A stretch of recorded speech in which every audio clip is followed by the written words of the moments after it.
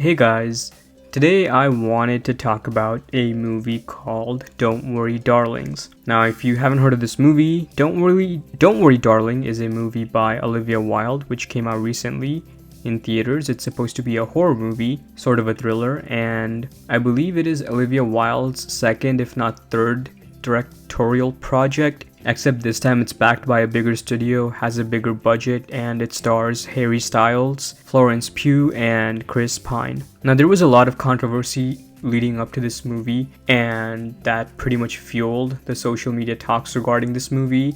I want to say if it wasn't for the controversy, then this movie might not be getting the hype or the buzz that it has gotten so far. Now, the reviews for the movie have come out, and the reviews are positive. They're not the best, but they're not the worst either. However, I wanted to talk about this movie and be a little bit critical of it. So if you haven't seen the movie, this is your fair warning. There are going to be spoilers up ahead. So this movie for me was a major letdown, and the reason why was just because of the expectations I had going in, which was my fault. I wish I had fewer expectations, but the marketing did a good job of making me believe that this was going to be a movie that was going to be different, much like Midsummer, another Florence Pugh's movie. I'm sorry if I mispronounce her last name. So what exactly went wrong with the movie? So starting off with, I really had a problem with the way the movie was written.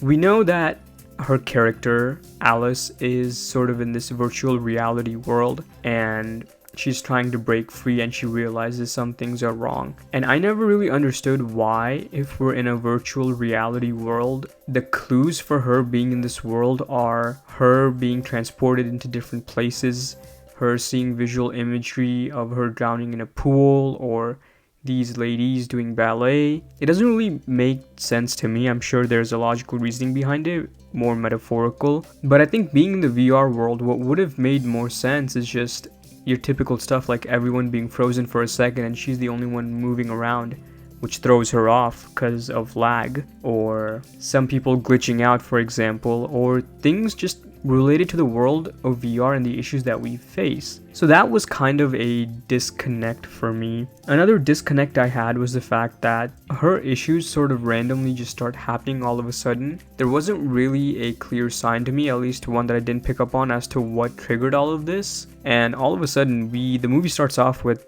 us just seeing her live a day for maybe a few minutes, after which she then just starts experiencing abnormal stuff. And we sort of go right into it. Now, in a way that sounds good, because we're talking about a very positive, quick pacing, but I really would have liked a bit more setup to that. Now, speaking about the setup, I think the movie doesn't do a good job of us connecting to the characters. In order for us to feel really bad about Florence Pugh's character Alice, we really need to realize how she's trapped in there and how her life is miserable. Now, if what we see on screen is true, then her life has so far been pretty alright. I mean, she has food to provide for herself, she's got a loving husband, and she's got friends, and everything seems fine. On the other hand, if she was maybe being worked hard like a slave, or if females had to do a specific thing like a gruesome job in this virtual world, then we can sort of resonate with the character and feel that, okay, she is being trapped. But that's the first disconnect I have, the fact that she feels trapped, even though I don't really see why, or at least I do see why, but I wish it was improved upon even more. Next, I wish they showed a bit more of her on the outside world. I think having that comparison of us knowing what the outside world is like and a little bit background to this project would again help us empathize with her cause and what this trapped world that she is in. But if all we see, or for majority of the movie, this one world, then we don't really get a feeling of being trapped because we don't really have anything to compare it outside of. And again, that's the same case with Harry Styles' character. Again, spoiler alert if you haven't seen the movie, but he's the bad guy. He's the one that forces her to enter this world against her will. And I really wish we got a bit more of him being bad, because those few minutes didn't really do justice. They were enough for me to dislike the character as a whole and realize he's a bad guy, but majority of the screen time he's good at, but he's a bit irrelevant. I wish they did more with his character, more in the sense of he's the one that's trying to calm Alice down, not Chris Pine.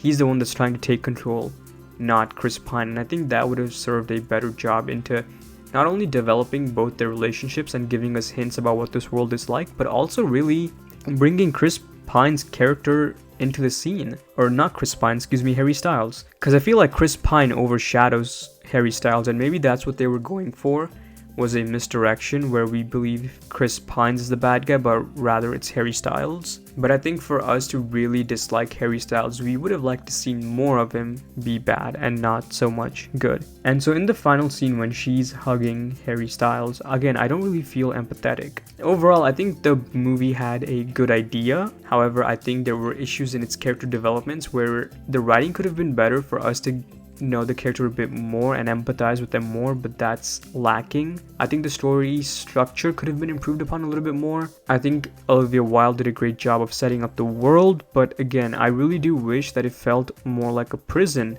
that it really did feel like a bad place, but I never really got that. It kind of felt like a normal place in the past. So those are my thoughts on the movie. I am harsh to this, but for anyone else that's watching this, I think this movie is a good watch one time if you're bored.